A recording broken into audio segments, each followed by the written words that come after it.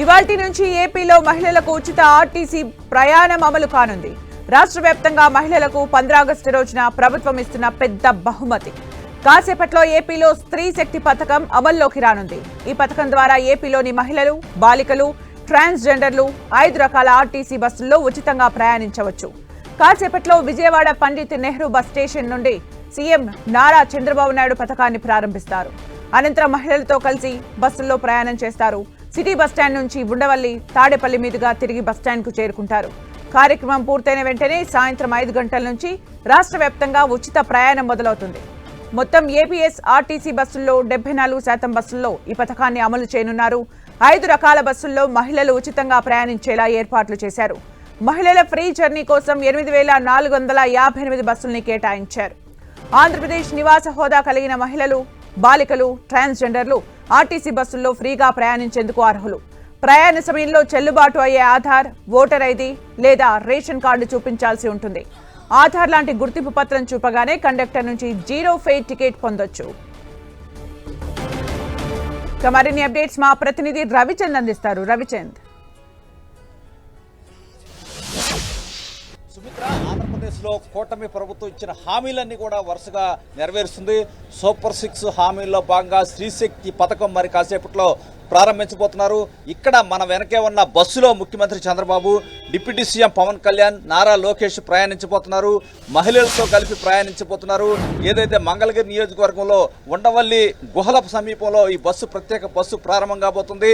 City terminal పేరుతో ఈ bus అయితే ప్రయాణించబోతున్నారు. దీంట్లో కొంతమంది మహిళలతో కలిపి పవన్ కళ్యాణ్, అదేవిధంగా చంద్రబాబు, నారా లోకేష్ ఈ బస్సులో ప్రయాణించబోతున్నారు.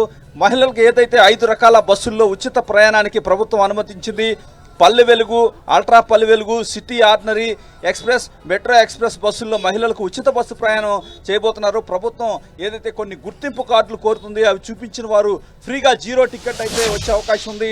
స్త్రీశక్తి పథకం ద్వారా దాదాపు 2.62 కోట్ల మంది లబ్ధి పొందే అవకాశం అయితే మనకి కనిపిస్తుంది. స్త్రీశక్తి పథకం ద్వారా ఏదైతే సంవత్సరానికి 1,942 కోట్లు ప్రభుత్వానికి ఖర్చు అయ్యే అవకాశం అయితే మనకు కనిపిస్తుంది.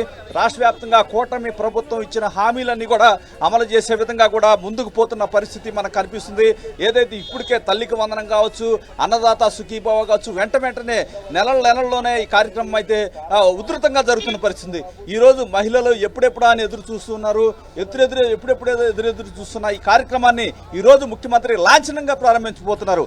అంటే ఇది సాయంత్రం 5 గంటలకి పండిట్ నెహ్రూ బస్ స్టాండ్లో ప్రారంభించబోతున్నారు. కానీ ఇక్కడ ఉండవల్లి కేవ్స్ దగ్గర ముఖ్యమంత్రి చంద్రబాబు, డిప్యూటీ సీఎం పవన్ కళ్యాణ్, మంత్రి నారా లోకేష్ ఇక్కడ మహిళలతో కలిపి ఈ బస్సులో ప్రయాణించబోతున్నారు. ఇక్కడ ఏదైతే ఏపీఎస్ఆర్టీసీకి సంబంధించిన సిటీ టెర్మినల్ బస్సు, అంటే ఏదైతే లోకల్ బస్సులాగా పిలుస్తూ ఉంటారు, ఇటు విజయవాడలో సిటీ బస్ స్టాండ్ వరకు కూడా ఈ బస్సు వెళ్ళబోతుంది. దాదాపు ఇక్కడి నుంచి ఇక్కడ ఏదైతే ఉండవల్లిలోని 2 స్టాపులు ఉన్నాయి. తర్వాత జగన్మోహన్ రెడ్డి ఇంటి పక్కనే ఒక స్టాప్ కూడా ఉంది. ఆ స్టాప్లో కూడా ఈ బస్సు ఆగుతుంది. అక్కడి నుంచి ఏదైతే ఉండవల్లి, ఏదైతే తాడేపల్లి పెట్రోల్ బంక్ దగ్గర ఆగుతుంది. ఆ తర్వాత మణిపాల్ హాస్పిటల్ దగ్గర కూడా ఒక స్టాప్ ఉంది. అక్కడ కూడా ఆగి అక్కడ కూడా ప్రయాణికుల్ని చంద్రబాబు కలుస్తారు.